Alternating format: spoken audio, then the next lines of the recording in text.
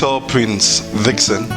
I am the inventor of Common Sense, but also I prefer to be known as a transformation consultant. And my focus in transformation is simple. I intend to take people from the level of transformation to deformation, from deformation to reformation, and then to transfiguration. I believe that transformation is key and very important to every individual, whether you're a group or whether you're a nation.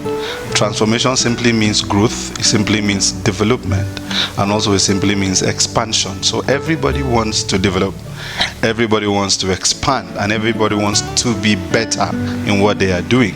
And simply for me, that's what transformation is. So my core interest, my core passion and mandate is to help individuals to transform.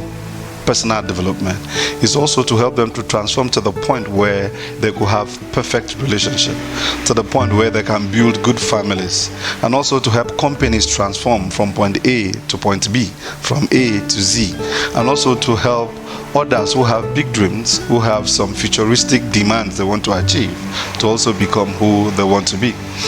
But in the process of transformation, my studies, lessons and practice, both those that I've failed in and those that I've succeeded in, have taught me some very key things. That transformation is sometimes so huge that it's very difficult to be able to format it, to make it formal and make it easy to be followed.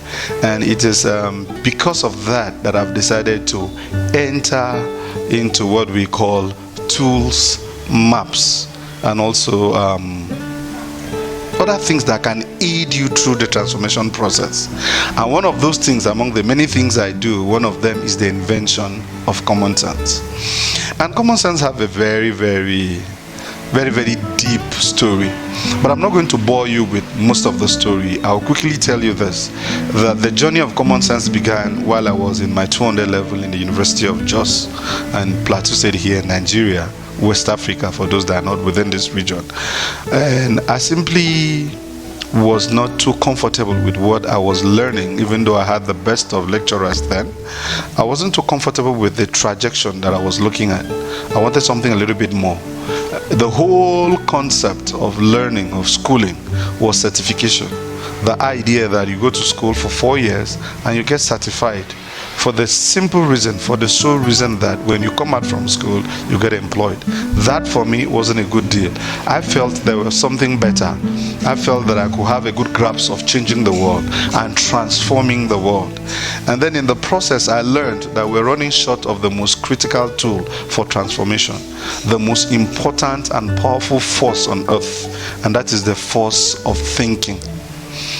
You see, there are a lot of skills in the world today. A lot of skill. Aeronautic engineering, scientists, anyhow you go about it, the most creative painters, artists, and the rest of them. But the truth is that there is no skill as difficult and challenging as the skill of thinking. In fact, to a large extent, most people don't even know that thinking is even a skill. And thinking is the most important skill on earth. But unfortunately, very few people are exposed to the principle of thinking. Because for you to think, for you to achieve a result through the process of thinking, there are a few things you need to know about thinking. You need to know what I call the components of thinking. You also need to know the instrument of thinking, and also you need to know the patterns of thinking. These three elements is what makes thinking one of the most formidable forces on earth. And why is thinking very important? Simple. You need to think to be able to engage a system. You need to think to engage yourself. You also need to think to engage the universe, the environment, to engage anything you need to do. In between anything you want in life, in between your visions and your dream and where you are today, thinking is the middle ground, but you need to go through it. But unfortunately, most people don't know that thinking is a very complex journey, a journey that demands so much. And then the process of being, certified, as the case may be, I get to realize that we were not taught how to think. We were actually thought to become memory cards. Because let's look at it in practical terms. You go to school, even if you're a 2-1 student, a first class student, and the rest of them.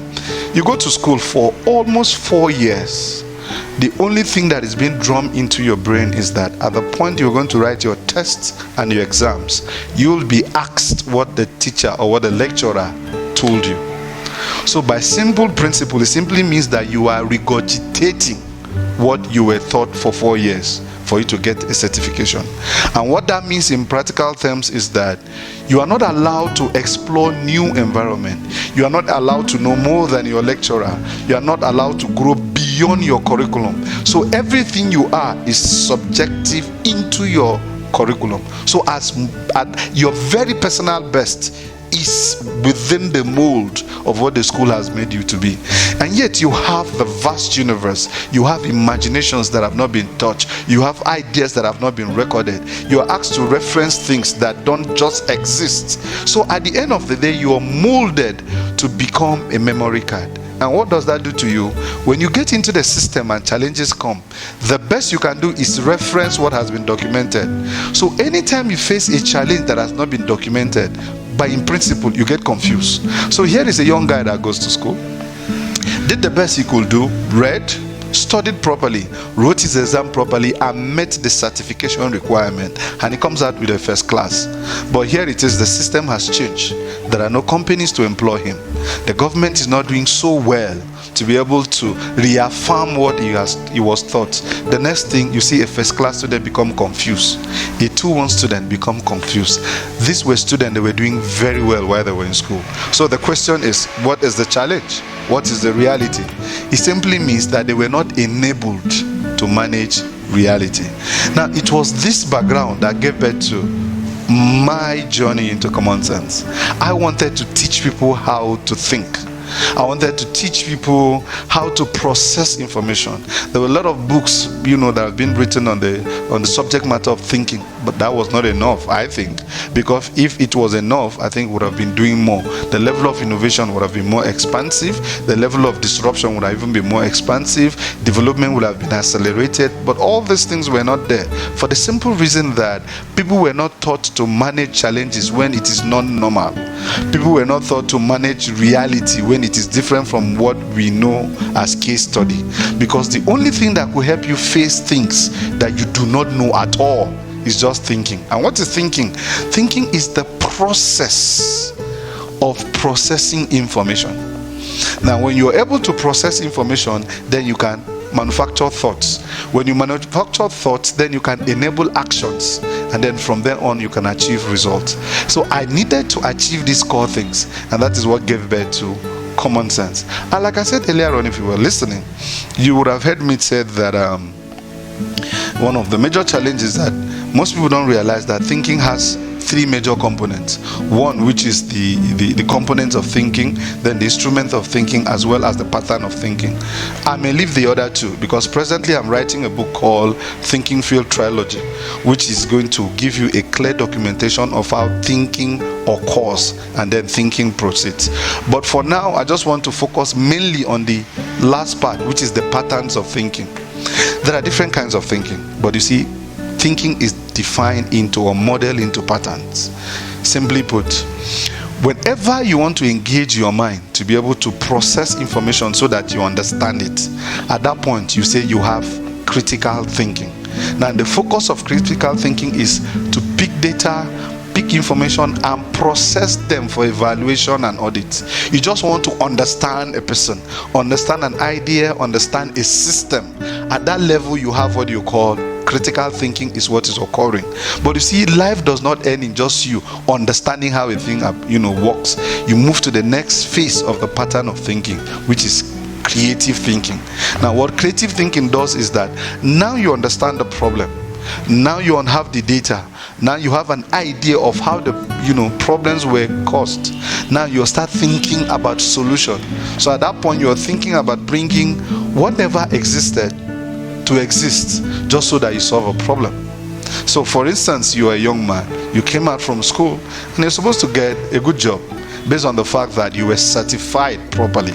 But here there are no industries to absorb you. So you need to activate the second pattern of thinking called creative thinking, meaning you need to ask yourself, are there other ways I can express my professions, my skills that are just beyond being employed? That is where the principle of entrepreneurship comes into play.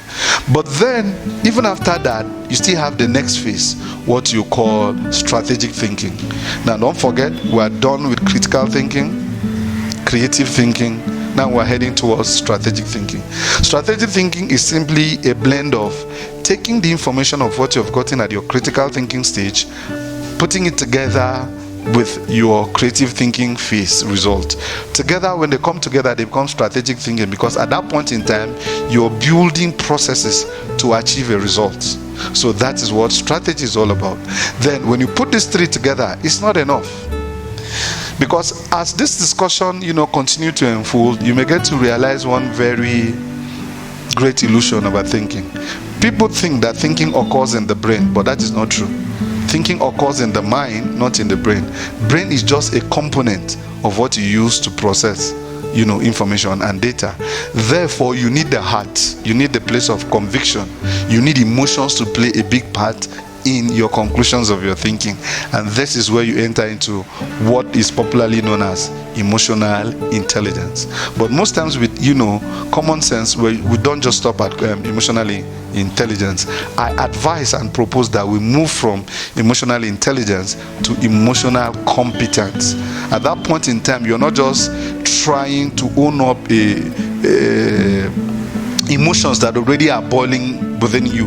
At that point, you're learning to also design emotions for your own control and management. Now, when you put these four components together, critical thinking, creative thinking, strategic thinking, and emotional intelligence, now you're talking. At that point, you have built a level of skill set that will help you manage reality.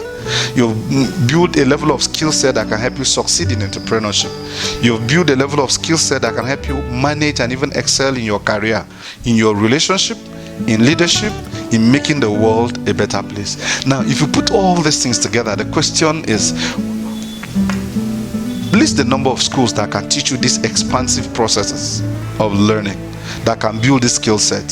Sometimes the best of learning is a combination of formal and informal learning, where you learn from school, where they teach you the best of memorization, but then you come into practice where you now bring experience and blend them together. Putting all these things together, the question was, is it possible to develop a tool that can now help you understand how to build these skills together? Because you must bring together a learning process that is not just enough to learn, you have to learn creatively. Then also you have another challenge called the complex problem solving skills. Life have gone dynamic. Certain things that were easier before now have become very complex. So the question is, you need to solve them. This is our reality. You are not running from planet Earth. There is no other planet apart from the planet you are in. Whether it is in relationship, this is the planet you're in. Whether you're looking for a business you want to pitch, this is the planet you're in. So you need to just guide up your leons and then know that you have no option than to build a skill to help you manage the complexity, the dynamism. Because if you check the environment, whether in business, social media, in relationship, marriage, family life, nation building, one thing is sure: certain solutions that worked yesterday are no longer working today. So it means things have changed. So, and this will keep happening. Don't ever ask that it should stop. It will not stop. It will keep happening. So it is essential that you have a complex problem solving skill. Who does this? Where do you learn the skills? The best way to learn it is through the platform we call Common Sense. And so this is what gave birth to the whole idea of Common Sense. Knowing this background, you now understand why we say Common Sense is a creative learning tool and Common Sense is a complex problem solving tool. And the whole idea is, this is a tool that will help you develop this PD. In the principle of learning and transformation, which has been my key concern, one of the things I've learned is that learning occurs better when there is laughter, occurs better amongst friends, occurs later when it is not in a formal setting. And so the idea was, how can I introduce a learning tool that can accommodate all these things that I've explained, that could accommodate friendship, play, laughter, freedom, and the rest of them. And that is what gave birth to Common Sense. And in the simplest terms, it's just a pack of cards. We just decided to design what we call a gamification principle, which is what puts together 72 pack of cards with certain rules. And these rules are expected to guide and motivate you, develop yourself in critical thinking, develop yourself in creative thinking, develop yourself as well as in strategic thinking, and also emotional competence. But that's not all. For you to survive the dynamic world we're in, you need to learn how to negotiate. And for you to learn negotiation skill, you must put all that I've mentioned together, and that's part of the thing Common Sense will help you achieve. And for you to also know that you can navigate the current 21st century world we're in, one of the key things you must learn to manage people. And you can't manage people if you don't know how to profile them. You can't profile people except you know how to read emotional signs, symptoms of emotions, habit, attitude, belief system, understand people's culture and tradition, understand what motivates them, why they believe what they believe in, why it's very important for Mr. A to believe in A and B to believe something different. You must look for a way to see how to bring opposing ideology and bring it to a common ground. All of these are on-the-go skills you can't get at once. It's not something you get in one day. It is something that evolves as you learn. But how do you learn since you're not going to be sleeping in school every day? So that is why we offered Common Sense, for you to take it at home and then also take it to your place of work. Now, when you deploy Common Sense at home, we call it domestic deployment, meaning that you're doing friends and family. As parents, you could use it to teach your children.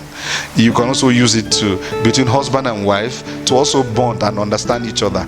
Even by way of experience so far, we've realized that you can even use Common Sense to even select your mates, because after all, every individual is embodiment of their belief structure, their thoughts. So Common Sense has a way of digging deep from the conscious to the unconscious to the subconscious. And if you're able to go that deep to know a person's thought and ideas, it's easy for you to understand a person's personality as well as break through their reputational, fence. So in a nutshell, the offering of Common Sense to you as a person is to say, the world has gotten very complex, but here is a tool that can help you navigate a complex world. I believe we'll meet again and I'll explain further about Common Sense. Thank you.